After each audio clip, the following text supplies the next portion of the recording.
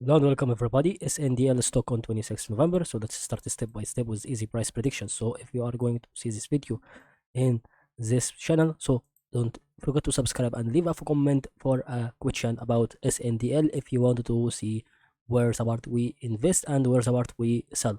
Okay, so I am not responsible for every part that you are going to lose or are going to gain. Okay, that is all what we want on SNDL. So the price that is going to be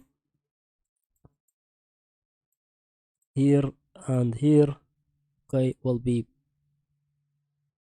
this part. Okay, so this will be also this part. So think this is going to be a continuous movement here to a certain level, and then this will give us a decrease in momentum on SNDL. That is all about what I think on the price prediction news today on the next parts that can be done on 15 minutes update on SNDL.